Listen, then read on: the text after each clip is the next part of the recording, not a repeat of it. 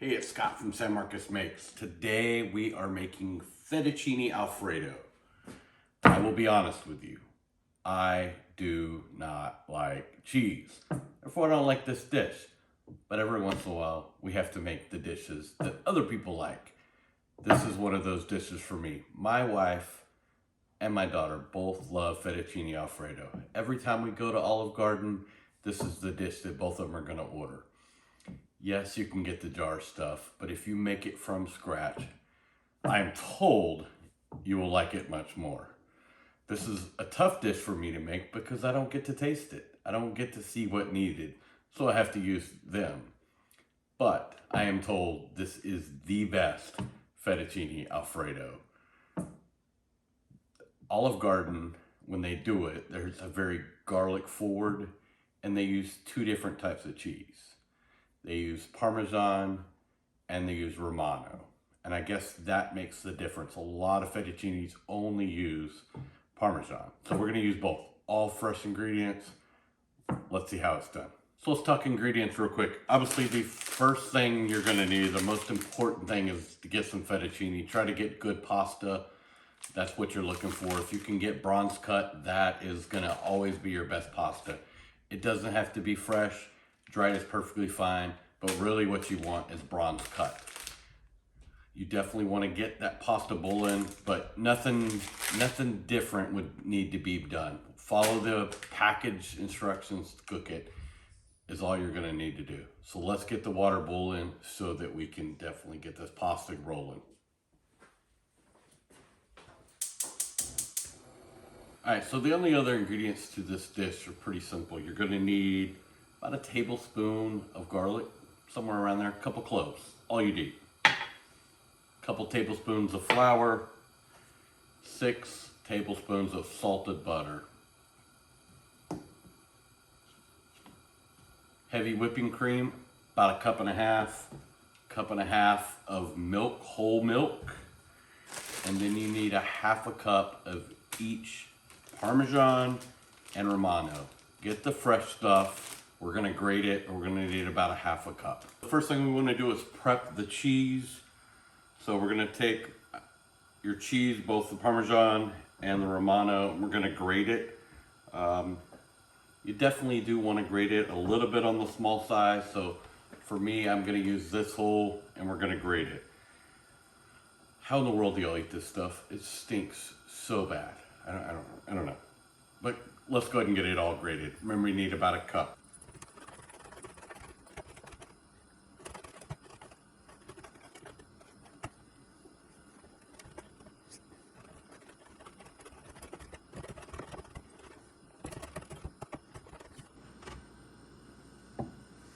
All right, so after you've done at least a half a cup, this is obviously more than half a cup each. We got extra. I don't think anybody will complain if you have too much cheese, unless you're just me. So roughly, you want about a cup of cheese, equal parts. All right, while you're waiting for the water to come up the bowl so we can cook our pasta, have all your ingredients laid out. Before we get going, first thing we're gonna do is get this butter melting. We'll add the garlic. We're gonna add a little bit of flour, make kind of a roux. Then we're gonna add the cream. Then we're gonna add the milk. And finally, we'll slow in the cheese. But this will help have every ingredient prepped. You gotta wait for the water anyway. You might as well have everything prepped. Make things a lot more efficient. All right, I hear that my pasta is boiling. I'll remove the lid. And of course, you need to salt your pasta water. So I'm using kosher salt, so I'm gonna use double the amount if you're using just regular salt. So we got the salt in there. And we will put our pasta in this. So read your instructions. Mine says 10 to 12 minutes. If you will like the al dente style pasta with a little bit of bite, you want to be on the lower end of that. So cook that. While it's cooking, we're gonna do our sauce. By the time our pasta's ready, the sauce will be ready. Let's do it. So quick question for the group. I just got this green pan. I've used it a couple times. Anybody had experience with this? Do they hold up? Just kind of curious. Seems like it's going to be good, but that's what we're going to be using today. So you want to go ahead and get your heat on, about a medium temperature, and we're going to get the butter in here and we're going to melt it. This pan, it does recommend to go ahead and kind of preheat it like a cast iron skillet. So I'm going to preheat it for a couple minutes, and then I'll put the butter in and we'll start cooking everything. All right, pan is preheated.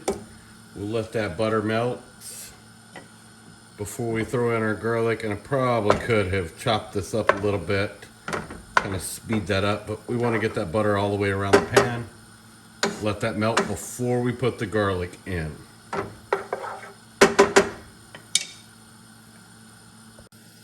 All right, once you've got the butter melted or mostly melted, you want to add your garlic. You don't want to have any brown butter, so start to be in there a little bit. Go ahead and get that garlic in there. We're going to saute this for 1 minute. All right, that moment you can kind of start smelling the garlic. It is probably cooked enough. We want to put our 2 tablespoons of flour. And we'll start making our roux. So you want to kind of whisk this in. I don't have a whisk for a non-stick skillet, so I'm going to use a wooden spoon, which I've always used a wooden spoon. I can't imagine you have too much difficulty, but make sure you just got it blended in and make that roux. But you're going to cook this for another minute. All right, so we are not making gumbo, so we are not trying to color this roux. So no gumbo today. So next thing we're going to do is start slowly adding in our cream. We don't want to lose all the heat, so we're just going to put a little bit at a time, add a splash, stir it in.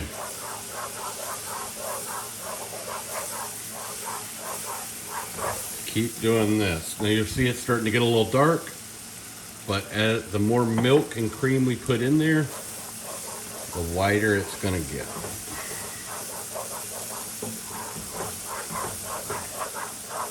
So I'm going to continue doing the cream and the milk.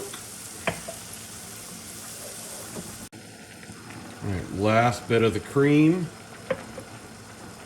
Stir this in. And then we will switch to the milk. Same thing, a little bit. Stir it in. If you throw it all in, it's going to break on you. So that's why you're doing this little by little. If you notice it start to break, cook it for a little bit before you do it, before you add more. But you're just going to keep constantly stirring, add a little milk or the cream, whatever you're at, whatever part of this you're at. You're going to, the entire time, until all three cups of the milk and cream are in. All right, once you have everything in, continue cooking this on medium, but you want to start bringing it up to a boil. Not a rolling boil, just a few bubbles. Once you get it to that temperature, you're going to drop it to low till you get it to continue that low bubble. This is where we're going to slowly start thickening it and add the cheese. You cannot leave this though. You have to just keep stirring. All right, so I'm starting to get a couple small little bubbles. So I'm going to take my heat and go all the way to low and kind of look for the same thing. The bubbles should reduce, but then they should come back. Just keep stirring them.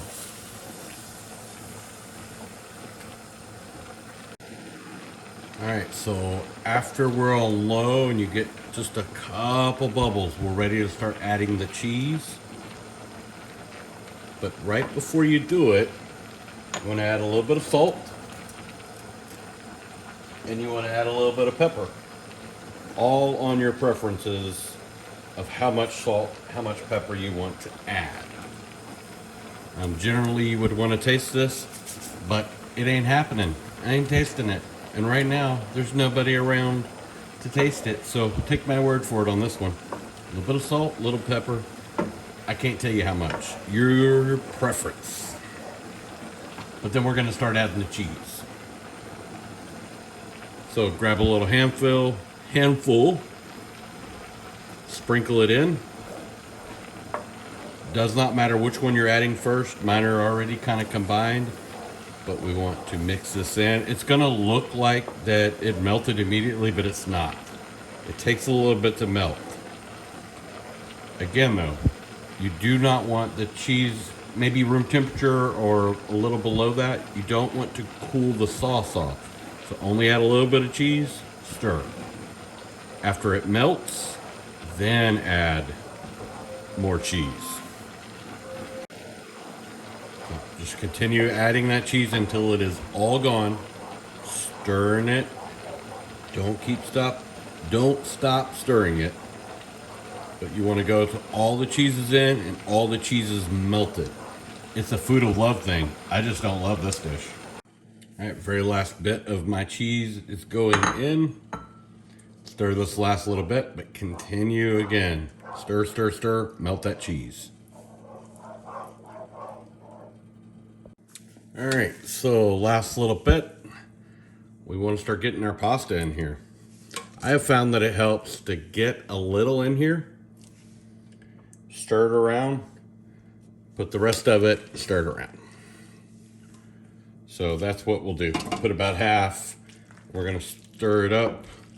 And at this point, I don't wanna use the pasta fork or anything yet, because I don't want to make too big of a mess just yet.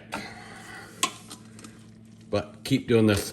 Now, one smart thing to do when you're cooking your pasta is to keep your, maybe a cup, maybe half a cup of pasta water.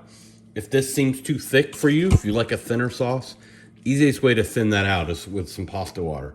We have not turned off the heat. We're gonna keep cooking this until we get all pasta in here. All right, we've got it all in there. And we're just gonna make sure it is evenly coated. You're gonna see this sauce is starting to get really thick. A lot of that gluten from the pasta is kind of acting like the glue, but that's a good thing. All right, let's plate this up.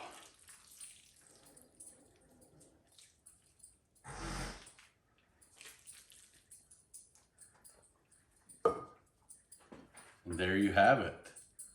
The Fettuccine Alfredo Copycat Edition. Not gonna get me to try it, but I guarantee you it's good. Well, I hope you enjoyed this video. Hopefully you'll make it. If you do, let me know. Definitely let me know what you think of this recipe. But please always remember, beans never go in chili. Okra neck can't go in gumbo. But it's okay for pineapple to go on pizza.